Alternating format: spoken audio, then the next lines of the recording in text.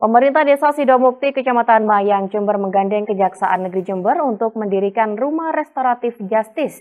Keberadaan fasilitas tersebut diharapkan mampu mendamaikan pihak-pihak yang terlibat perselisihan tanpa harus melibatkan kepolisian atau bahkan naik ke meja hijau.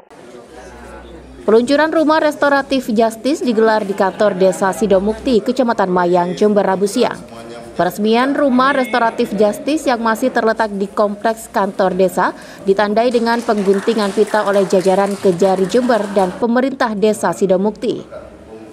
Rumah Restoratif Justice sendiri merupakan sarana dan fasilitas berbasis hukum yang bertujuan mendamaikan pihak-pihak berselisih atau berperkara. Selama syarat dan pasal yang diperkarakan memenuhi syarat, persoalan di masyarakat dapat diselesaikan secara musyawarah tanpa melanjutkan proses hukum.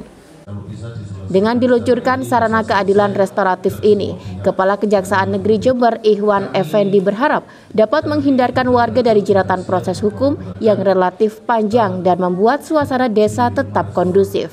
Jadi dari awal kita menerima berkas dari polisi sudah kita pelajari, oh ini ada potensi bisa kita selesaikan secara restoratif justice, sehingga pas tahap 2 itu kita sudah mengundang baik itu pihak korban, pihak tersangka, kemudian tokoh masyarakat, kemudian pendamping dari si korban, baik orang tuanya, kalau nggak ada saudaranya yang lain pun demikian juga dengan yang si tersangka. Gitu. Di situ kita coba kita damaikan, kalau bisa didamaikan, dan seperti yang saya bilang tadi, pasalnya memenuhi syarat yang boleh kita selesaikan dengan RJ, itu kita akan selesaikan dengan RJ. Sementara Kepala Desa Sidomukti Sunardi Hadi mengaku, selama ini 3 pilar desa sering terlibat dalam menyelesaikan perselisihan warga secara kekeluargaan dan tidak berlanjut ke meja hijau.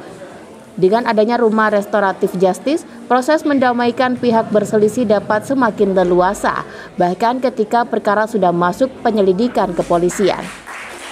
Ini memang ada penyelesaian permasalahan ini di tingkat desa.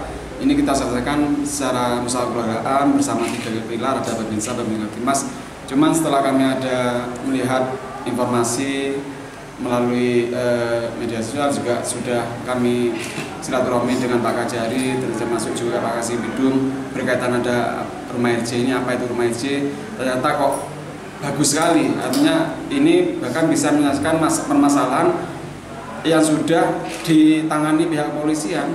Nah sementara ini kan kami selesaikan ini masih dalam tingkat diselesaikan di tingkat desa. Nah ini yang kami lebih tertarik, artinya kan permasalahan ini senyampang permasalahan itu masih bisa diselesaikan secara restoratif justice. Kenapa harus ditindaklanjuti bahkan sampai dihukum warga kami?